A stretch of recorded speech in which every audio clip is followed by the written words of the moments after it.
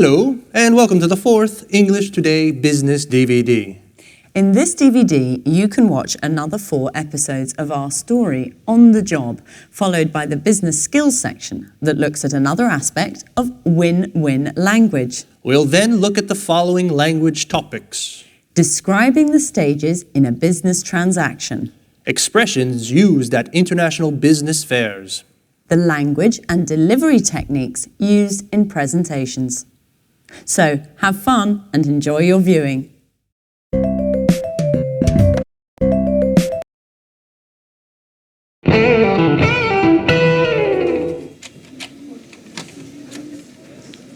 Who's in charge of delivery to the Blue Moon bookshop? Ann and I. Why? They've just telephoned complaining that they haven't received anything yet. Well, that's impossible. I sent the delivery 5 days ago. That's just it. I don't understand what could have happened. The merchandise should have arrived by now. Anne, call the shipping agents to find out what's up.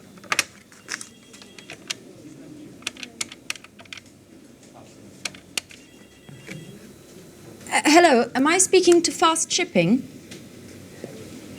This is Anne Baxter from Pilgrim Publishing. I'd like to follow up on the merchandise we sent 5 days ago. Sorry? What? That's impossible. There must be some mistake.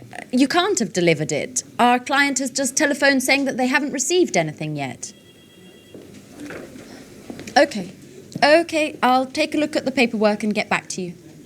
Yeah, bye-bye. Well, Fast claims that the goods were signed for by the consignee.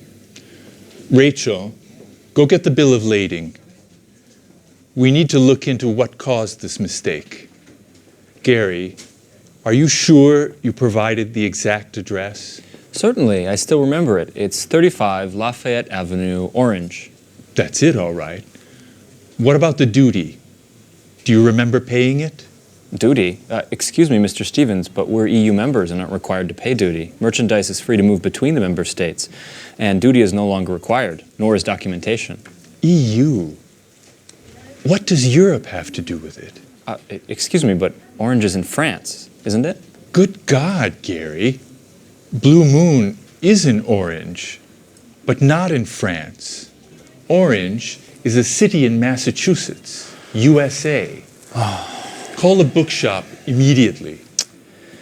What an idiot. That's why I paid less on freight charges than was budgeted.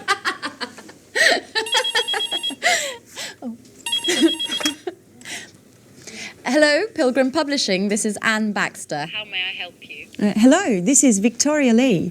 I'm calling in regards to the shipment. I was wondering if you had Any news yet? Yes, actually, I was just about to call you. unfortunately, there's been a misunderstanding, but don't worry. We're taking care of things on our end, and you should receive The goods very soon. Could you tell me exactly what's happened? My boss is extremely upset. The shipping documents were in order. According to the bill of lading, the supplies should have already arrived. Can you explain why the merchandise is blocked in the custom warehouse? Customs?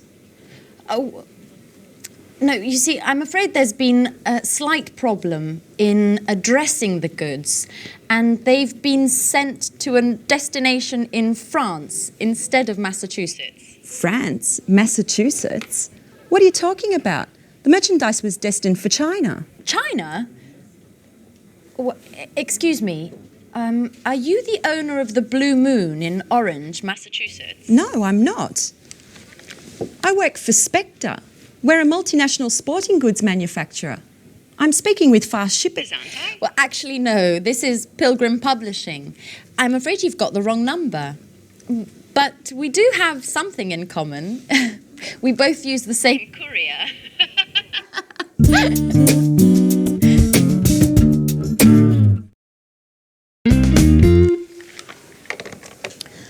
Life is funny. I dial a wrong number, and who do I call? A publishing house. Maybe it's fate. Nice young woman as well. What was her name? Anne Baxter, that's right. We use the same couriers and are both having problems with deliveries. What a strange coincidence. Mrs. Lee, Have you spoken with fast shippers yet?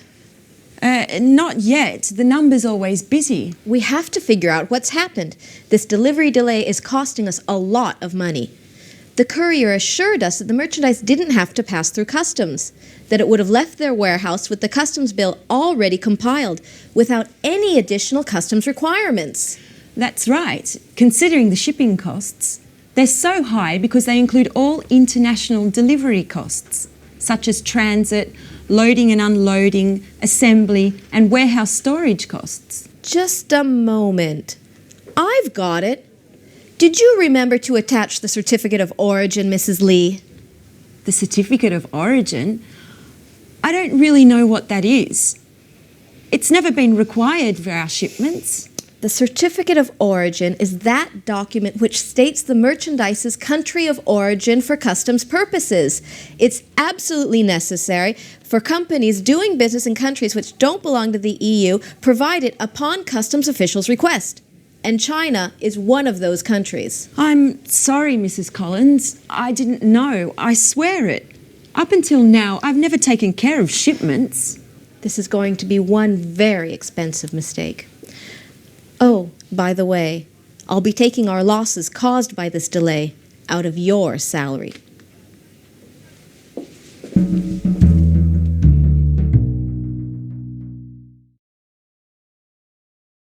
Orange, France. Orange, Massachusetts. Well, that's an understandable mistake. But Orange, China? You see what can happen if the goods are addressed to the wrong place. It can be very costly, as we saw in the video. Now, let's look at that process of buying and selling, that transactional process, and the commercial documents which are related to that.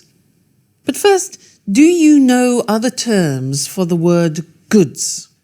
Other ways of saying goods. There's products, merchandise, and also freight. Do you know that? Freight. F-R-E-I-G-H-T. Yeah, all four of them we use. Products, goods, merchandise, and freight. So let's look at that process now. And imagine that we are a buyer, a potential buyer. We would like to buy something. And so we contact a seller. Look at the screen, which will give you the list of the documents which we would need to do this transaction. The first one is the buyer makes an inquiry. Now, inquiry can be written with an E at the beginning or an I, an inquiry. So what's that? Well, that's to ask if goods are available, what the price of those goods are, what the conditions of delivery are, and also what the terms of payment are. So we as the buyer make an inquiry. Now, the potential seller sends back another document which is called the offer or the quotation. In that document, the seller offers to sell us the required goods, the goods that we have ordered at their price and with their conditions. After that, we as the buyer decide if we want to go ahead. And if we do, then we make the order. That's the third document, the order. Now, in the order, we have all the full particulars and details of the goods that are to be supplied by the seller. So we have the inquiry, then the quotation, and now the order. After the goods are then packaged and they are prepared for transportation, usually we contact a shipping agent. Now, a shipping agent are the people who actually organize the transportation of merchandise. And they're also called freight forwarders. You see that word again? Freight. Freight forwarders or shipping agents. Now, that can be by sea, by land, or by air, depending on where the goods are going and what the goods are. Okay, so we decide to make the order. Now, the actual process involved at the beginning of payment starts with what we call a pro forma invoice. A pro forma invoice. Now, this is like an ordinary invoice, but in fact it's not the real one. It has all the details of the transaction, but it's not yet the real invoice. And that's often given to shipping agents who are doing the transportation. The most important document of payment is the invoice or the bill. Now, in the invoice, it's the document that describes the goods, the freight, the merchandise, the quality of that, the quantity, and the price. Also, the terms of payment and the delivery. And the invoice is sent to the buyer with the goods. It accompanies the goods. Then we, as the buyer, have to actually buy the goods, and to do that, payment takes place. Now, the safest way to pay for goods is still the letter of credit. And this is used extensively because it's the safest way. Because why? Because what it is, and it's an agreement between two banks, the banks of the buyer and the banks of the seller. And when the two banks agree, it's a much safer condition of payment. And as you heard in the video, you heard the words consignor and consignee. Well, the seller is the consigner and the consignee is the buyer. Okay? I hope that gives you some idea of what the whole selling and buying transaction is about, and also the main documents that you need in that process. Okay? Great. So, see you again in the next lesson. Bye.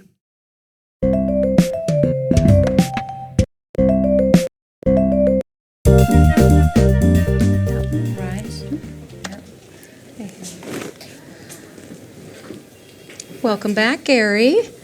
How was the International Book Fair in Frankfurt? Great. I cultivated a number of interesting contacts that could lead to great opportunities. I also participated in a very important conference on the current state of affairs in the international book market. Oh, do tell, Gary. Yes, okay, but just a brief summary because I've really got to get going. Mr. Stevens wants a report on the trade fair ASAP, and I've been away for 3 days, so I've got a ton of work to catch up on. In any case, a number of the top company representatives from the largest international publishing houses participated. The most interesting presentation was surely that of John Schumann, one of the top experts in the publishing sector. And what did he have to say? Excuse me, just a moment. It's one of my contacts from Frankfurt. As I was saying, John Schumann, using the most current data as his starting point, he determined that the publishing market is growing slowly and that the number of readers is stagnant. It's the readers who already buy books and who want to increase the size of their libraries who are responsible for sales. To cut a long story short, the current crisis has been around for a while. Unfortunately, yes.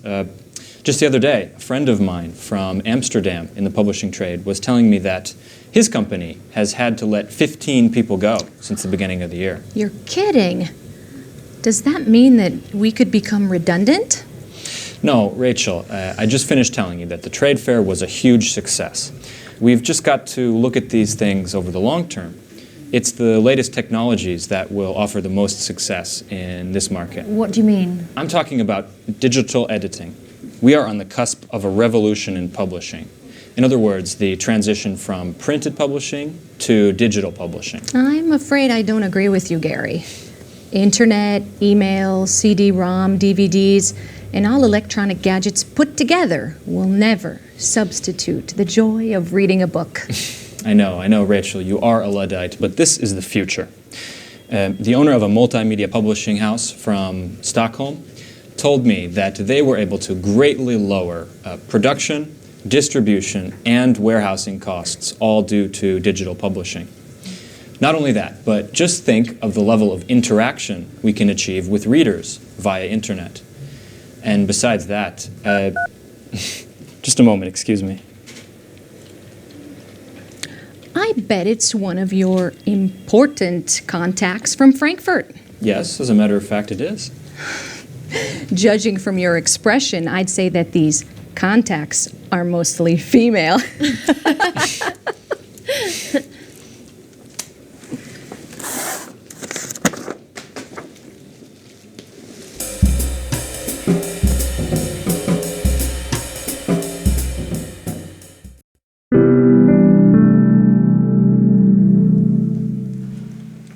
Oh, hi, Victoria.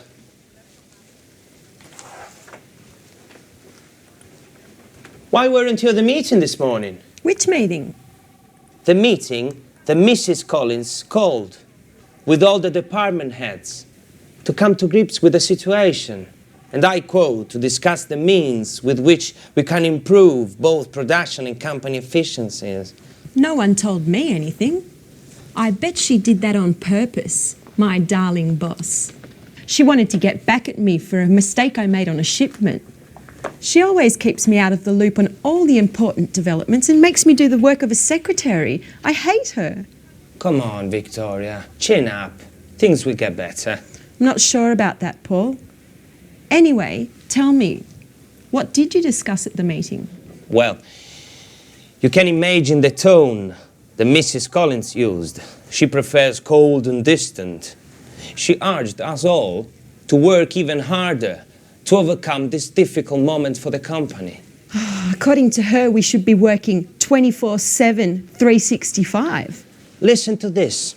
She told the warehouse manager to calculate the efficiency of workers more precisely as they go about their tasks, and if necessary, to lengthen their hours.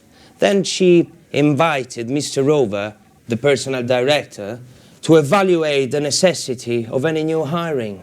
She told him that from now on, each and every short-term or long-term plan must first be evaluated and approved by her. I always said she was a dictator. Yeah.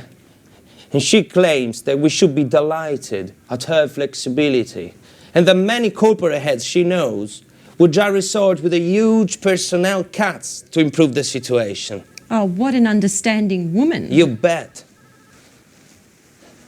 Then she added that companies need to meet deadlines and to work within strict budgets in order to keep clients satisfied and remain competitive in the market. Finally, referring to you, she reminded us all that delays and errors in projects are absolutely unacceptable. What are you doing, Victoria? Are you taking notes? No, I'm writing my letter of resignation.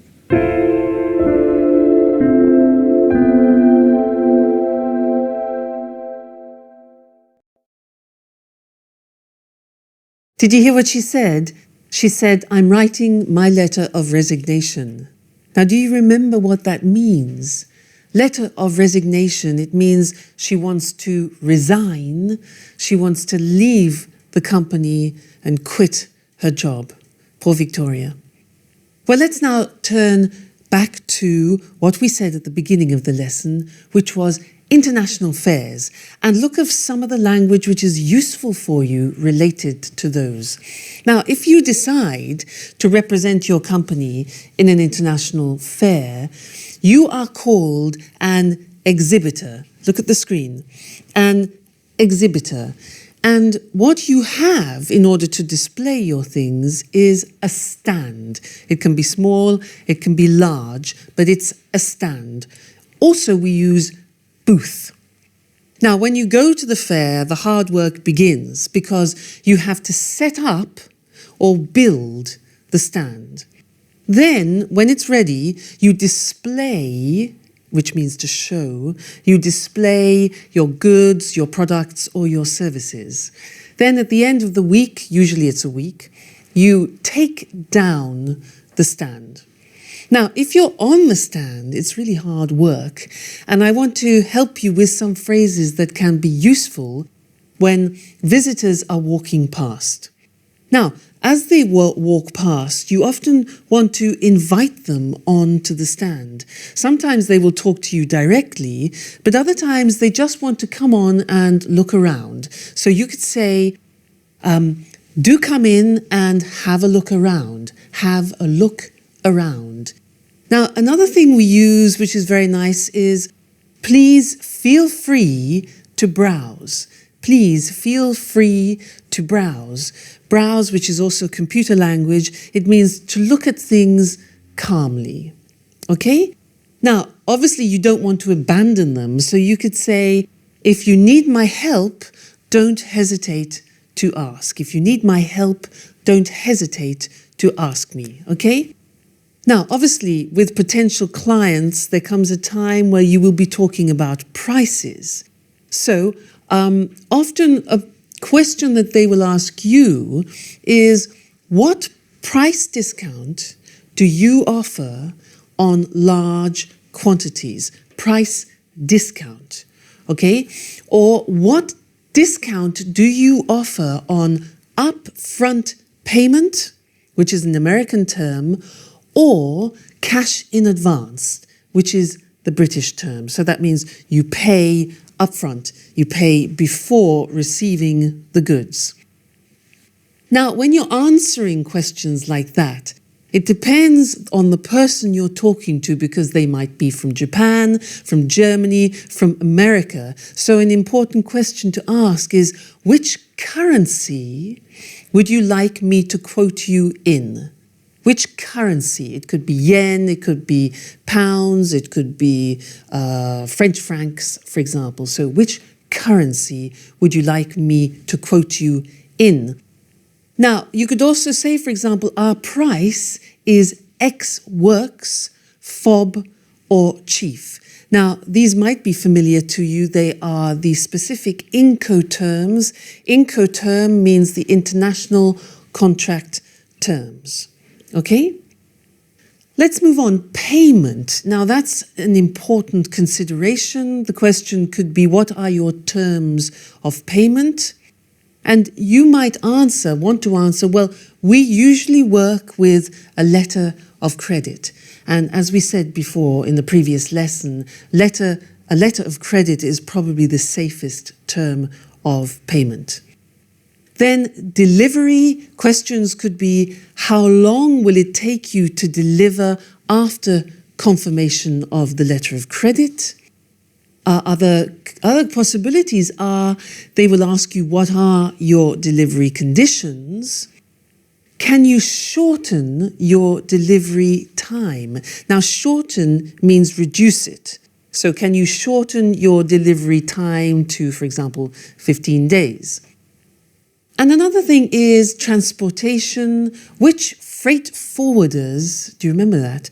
Shipping agents. Which shipping agents or freight forwarders do you use? Now, if you have to produce things, then you could ask the question, for example, or state, we need 60 days production time. Another word for production time is lead time. So we need 60 days production time, lead time from receipt of the letter of credit. That's very important. These conditions are extremely important to state at the beginning of your business relationships. Then, when you've talked and when it's time for the client to leave, you exchange business cards. So you could say, here is my business card with our company details. You can reach me on this number anytime during office hours. Notice we say you can reach me, you can phone me, you can contact me. Then after the fair, you can say, for example, let me know if you need anything, or give me a call if you have any queries. Queries, another word for questions. Don't hesitate to contact me if you need help, okay? And then just wish them have a good trip back, because they've probably traveled from another country. All right, well, I hope that helps you in some way to deal with the situation when you're on the stand. And good luck, because it's really hard work. Okay, thanks very much, and see you in the next lesson. Bye.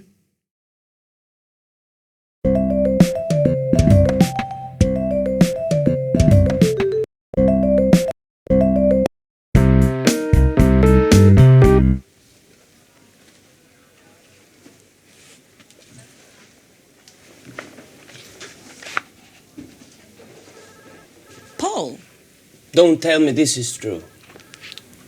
Are you really gonna leave? Yes, Paul. I just can't stay here. Since Mrs. Collins has arrived, the work climate has become unbearable.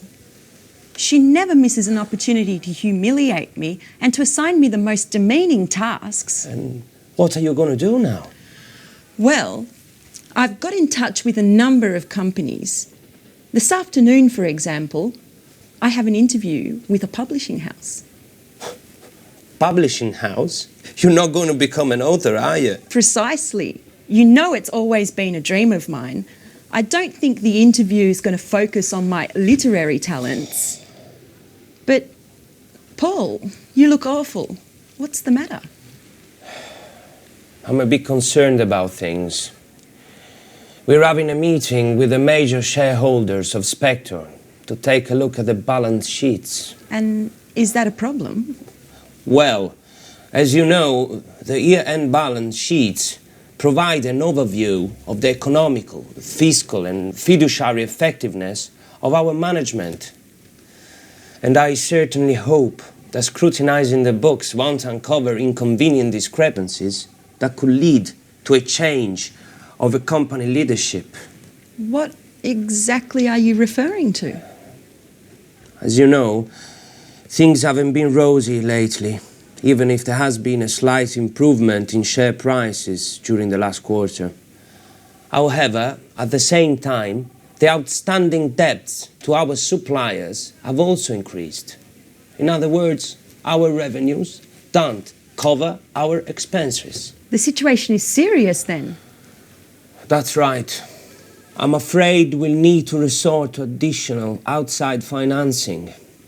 I've been calculating the various balance sheets entries to understand what's causing our debts and try to develop a plan of attack to get our weak points under control. The results are anything but encouraging. As you well know, the solidity and integrity of our financial core assets are indispensable to keeping our production capabilities intact and revenues flowing. I certainly wouldn't want to be in your shoes at the meeting. No kidding. I'm predicting lightning and thunder. I wish I didn't have to participate. Perhaps I could come down with a sudden case of flu or something. How about kidney inflammation accompanied by high fever caused by a highly contagious virus mysteriously present in the company?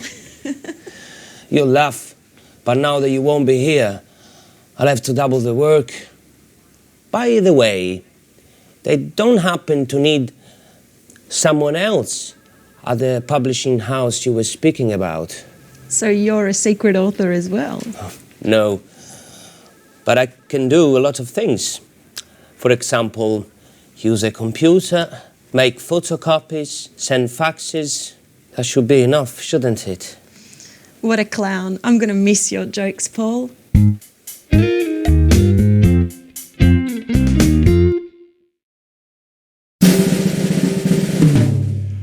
Yes, I see. I understand. But it has to be done by Friday. Is that possible? Good, good. It's very important. We'll be in touch. Thank you. Goodbye.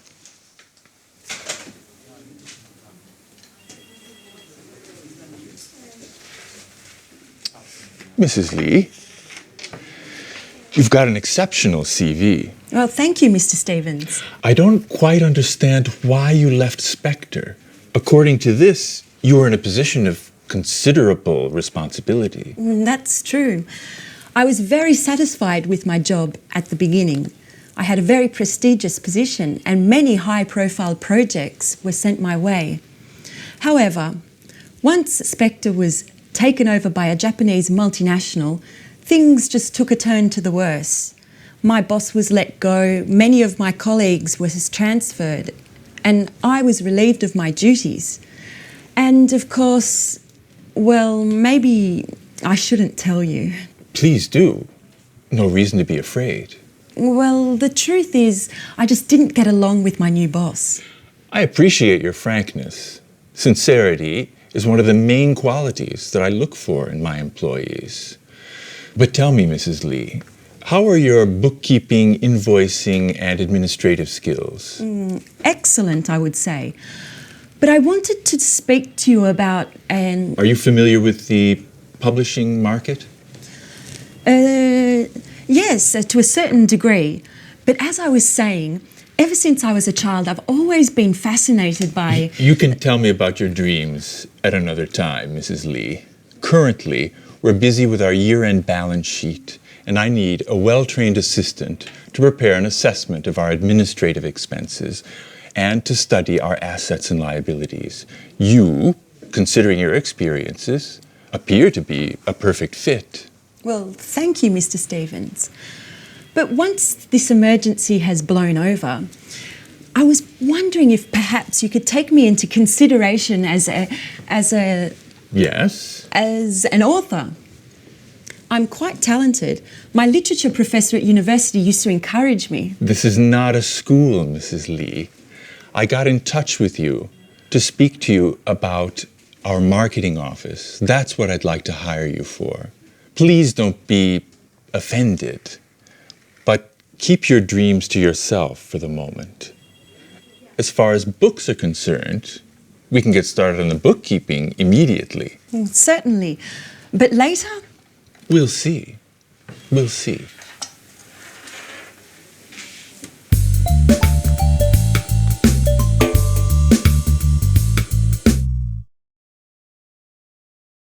Did you notice how Mr. Stevens was reading a CV, it was Victoria's curriculum vitae, when he was doing the interview with her? Well, often, in reality, people doing interviews don't have time to read the whole CV. And so if you're in the interview, you have to look at the information very quickly and just get the general understanding of it. So what he was doing, he was skimming for important information. And that's what I want to talk to you about now, are the 4 skills that we use for reading, which are skimming, scanning, extensive reading, and intensive reading. So let's call on the screen to look at those. Now, the first thing that I talked about was skimming, which is what I said Mr. Stevens was doing. And that means that you read quickly in order to get the most important information or to get the gist. The gist is the general understanding, the most important information, to get the gist. And this is what you will do in your job, for example, if you have to read a newspaper quickly, magazines, business and travel brochures, for example. So you read them quickly to pick out the important information. That's skimming. The second one is scanning. Now, we use scanning in order to extract particular information, a particular piece of information. So, for example, if you want to see a particular television program, you scan it. If you want to think about travel, if you want to see what train or what plane leaves a train or a plane schedule, you scan it and pick out the particular information important for you. Also, a conference guide. When there are many speeches, you scan and pick out the one relevant to you. So that's skimming, scanning. What about extensive reading? Now, extensive reading is the type of reading you use when you want to obtain a general understanding about a subject. So, for example, it could mean for you reading a market strategy book, or a novel, or a magazine article which is related to your job. So, extensive reading for general understanding. And the last one is the intensive reading, and that is for very close, very accurate reading for detail, and that's where you read for every word. It's important to understand every word and every fact, obviously. And in this case, you would use it with like a bookkeeping report, very important to look at the details, an insurance claim, or for contracts. Terribly important to read every word. That is intensive reading. So remember that when you're in your workplace, it's important to be able to move between skimming, scanning, extensive reading, and intensive reading. Sometimes in English, you are tempted to want to understand every word. So you use the dictionary. It takes ages. It's just not necessary. Remember, check on what the task is that you want to achieve and then choose whether you need to skim or scan, and don't bother about the words that you don't understand.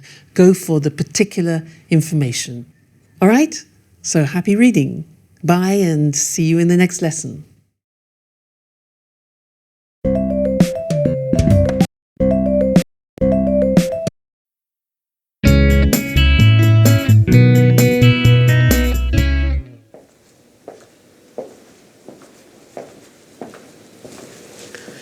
Excuse me, my name's Victoria Lee. Today's my first day at work and I'd like to know... Great. Great way to start. Where is everybody? Mr. Stevens told me I was going to meet my new colleagues and they were going to explain everything. Wonder if I've come to the wrong department. Ah, you must be the new arrival. Pleasure to meet you. I'm Rachel. The pleasure's all mine. My name's Victoria Lee. Mr. Stevens asked me to show you the office and explain everything. So, over there is the fax and the photocopier. This is your desk and computer. What else? Oh, yes, you'll find a coffee machine down the hall. But please, remember... Few breaks, and please keep them short. This gentleman is Gary Reynolds, head of marketing. How do you do? I'm Victoria. Mr. Stevens tells me that we're going to be working closely together. I must say, it's quite a pleasure to spend so much time with such a lovely young lady. Happily married woman, married with a son, as a matter of fact. Well done, Victoria. Let him know who's who. Gary's the kind of guy who can't control himself with attractive women. Thank you for the compliment, Rachel. Let's get down to work. Here's an analysis of last year's investments. As you can see, we've consistently improved our bottom line in all sectors, even if, as far as I'm concerned, we need to move more aggressively into the market. What exactly do you mean? Well, improve our e-commerce play, for example. Let's imagine for a moment that Pilgrim were to develop an advanced online catalog that would allow users to purchase directly online. Don't you think that this way we could dramatically cut our distribution costs? Certainly, but what does Mr. Stevens think? Well, he's a bit old school in his way of thinking. According to his worldview, we should focus on sales through more traditional channels. I, on the other hand, would be thrilled if you saw things more along my lines. Why don't we develop a realistic marketing strategy that includes possible e-commerce earnings? Perhaps we could convince him together. I'm afraid I can't at the moment, Gary. I've got to focus on the bookkeeping to begin with. Listen, why don't we have a little dinner together tonight and then continue working at my house? I'm married, remember, Gary?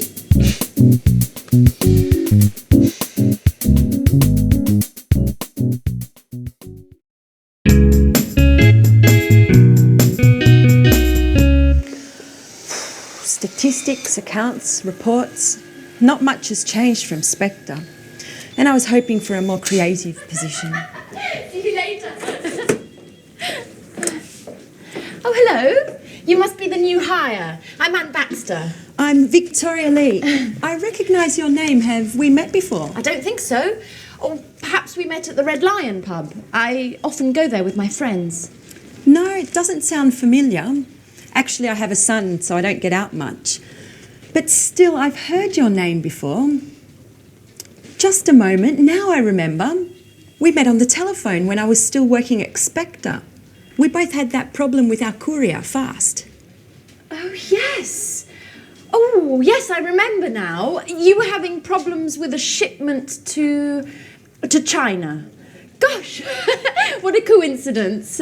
Well, who would have ever thought we would end up working together?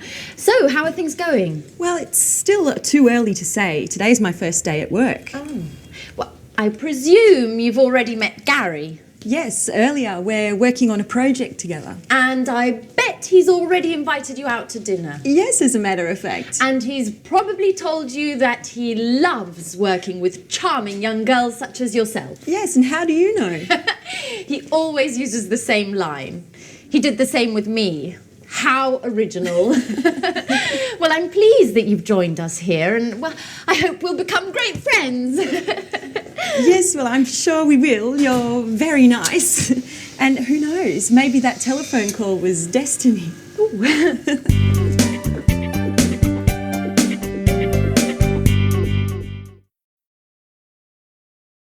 So let's talk about making presentations. I think it's very important when you decide to make a presentation to give it a good structure, because that will help you when you're actually giving it. So let's look at some of the language which will help you give the presentation structure, okay? And let's call on the screen to help us with that.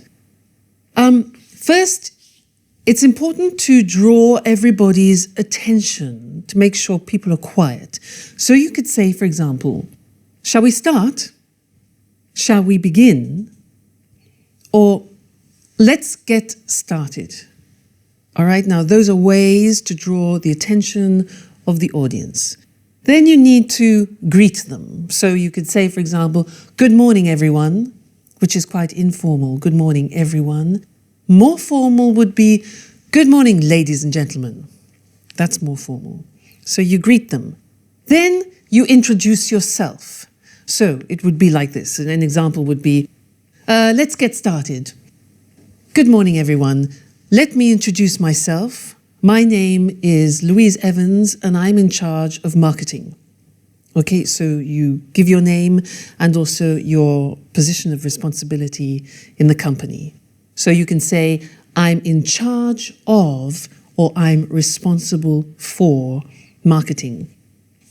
Then you need to introduce the topic of your presentation. So you could say, the aim or the purpose, watch the pronunciation, the aim or the purpose or the objective of my presentation today is to talk about the marketing strategy. So 3 words, aim, objective, or purpose.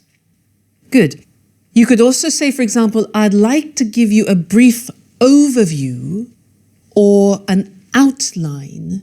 Now that's quite similar to summary. It means a general picture. So I'd like to give you an overview or an outline of our marketing strategy. Then you need to usually divide the presentation up into 3 or 4 or 5 points. So we could say, I'll divide my presentation up into 4. Notice we say, I'll divide my presentation up into. It's quite complicated, that. I'll divide my presentation up into 4 points. Now, another word for points is items, or we could say headings, areas, sections, or subjects. Please don't say arguments, because an argument means a heated conversation between 2 people. So, I'll divide my presentation up into 4 main points, items, headings, areas, sections, or subjects. Then you need to look at the verbs that you can use, because you can say then, firstly, I'd like to discuss the marketing strategy. I'd like to introduce the marketing strategy. I'd like to look at is the same as analyze or consider. I'd like to explain, that means talk about the details so that people understand. I'd like to examine, I'd like to show, and I'd like to illustrate. These are the main verbs that you would use when describing what you're going to do. So firstly, you can say firstly, secondly, and finally, or last of all. So you see, you divide it up into sections. Firstly, secondly, finally, last of all. Now, it's often a good idea to talk about the duration, the length of your presentation, because often business presentations can be too long and boring. And if you say, for example, my presentation shouldn't take longer than 30 minutes, people are psychologically prepared and feel happier that they're not going to have to sit through a whole load of slides and a long explanation. Give them a time reference.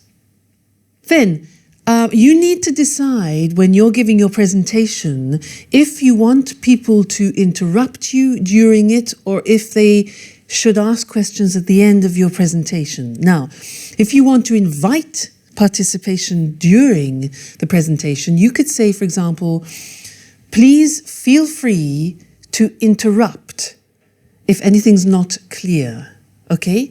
Please feel free to interrupt if anything's not clear, if you want to ask questions. Now, sometimes in a shorter presentation, you would prefer to take questions at the end of the presentation, so you could say something like this. If you have any questions, could I ask you to keep them until the end of the presentation? Let's look at that again. It's not easy. If you have any questions, could I ask you to keep them until the end of the presentation, when I'll be very happy to answer them? All right? So there you keep control of how much interruption you have in your presentation. So we've said, firstly, I'd like to discuss or I'd like to talk about the marketing strategy. Now, when you want to move on to the second point, you can say in English, good, now let's move on to my next point. Move on to my next point. Another possibility is, good, that brings me to my next point. So that's moving the presentation forward. If somebody interrupts you and you don't want to handle the interruption at that moment, you can say, yes, that's a very good question, but can I come back to that later? So recognize the question and say, that's a good question, to show that you're going to deal with it, but then say, can I come back to that later? And of course, if you say that, make sure you remember that question, make a mental note, and always answer it. Then, to conclude the presentation, you can say, I'd like to finish by saying that, or I'd like to conclude by saying that. Or you can say, in conclusion, I think we should, in conclusion. And the very last things to say are usually, thank you very much for coming. Thank you for your attention is not necessary because you're doing the work, they're there to listen to you. So it's just better, I think, to say, that's it, which means it's finished. And thank you very much. Thank you very much for coming, or thank you very much. All right? So I hope that helps you with your future presentations. Remember, structure is very important and it will help you remember things more clearly. So good luck with any presentation that you do in the future, and good luck in general with your business English. Bye.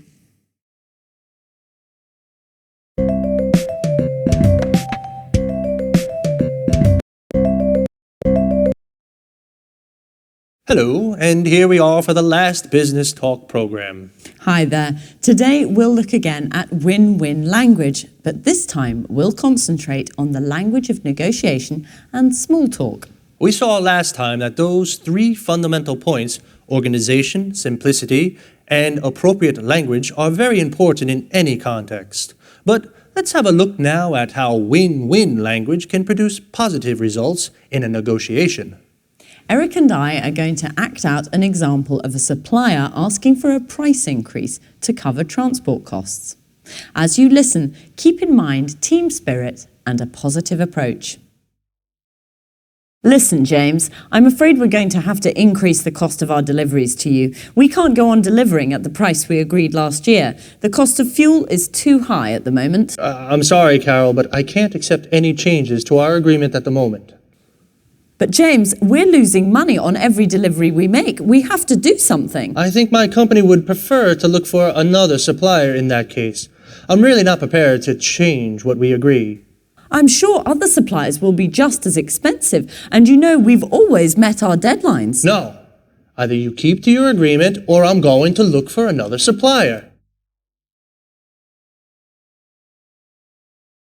Now, this was a typical I win, you lose situation. Okay, now let's have a look at a possible outcome if win-win language had been applied. Listen, James, I'm afraid we're going to have to increase the cost of our deliveries to you.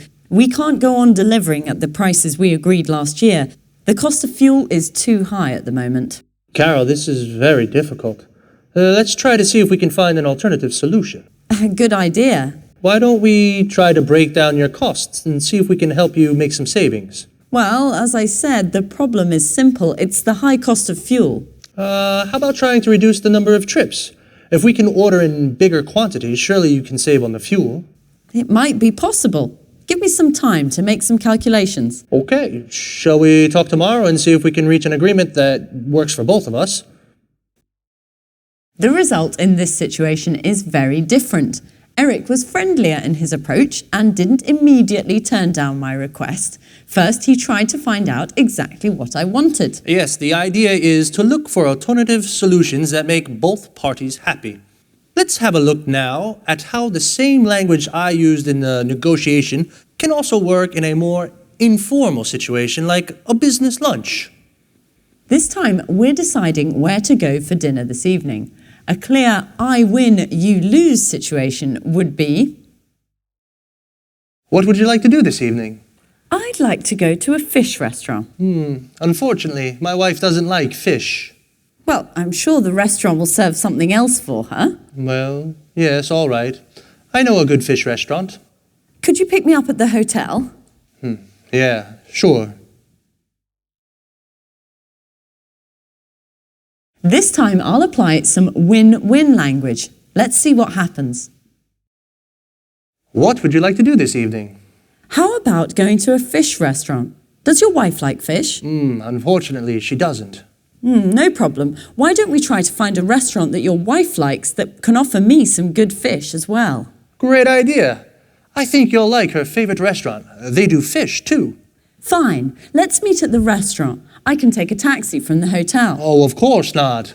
We'll pick you up at the hotel. Okay, well, we haven't got time for anything else today, so goodbye. Bye-bye. So, if you're negotiating or deciding where to go for an informal business dinner, win-win language can really make a difference. Let's have a look at the 4 phrases used in both win-win situations that made this difference. How about trying to reduce the number of trips? Why don't we? Why don't we try to find a restaurant that your wife likes? Let's try to see if we can find an alternative solution. Shall we? What time shall we meet? When placed at the beginning of a sentence, these phrases involve the other person and keep them involved in the conversation. Even in informal situations, it's important that no one comes away feeling they've lost. So this technique can be very useful. The key to small talk is simplicity. Use open questions. Where did you go on holiday last year? They keep the conversation going. Try not to use closed questions. Did you go on holiday last year? They only require a yes or no answer, which can often finish a conversation. Prepare some simple responses to things that people may tell you. That's interesting. Congratulations. Oh, how terrible. That's too bad. Fantastic. Amazing. Most important, prepare an appropriate way to say goodbye. I think it's time for me to get back to the hotel. Thank you for a lovely evening. I'm afraid I have to be leaving soon. I still have to finish some work. It's been wonderful meeting all of you. Well, it's been really nice talking to you. Use win-win language and everyone is a winner.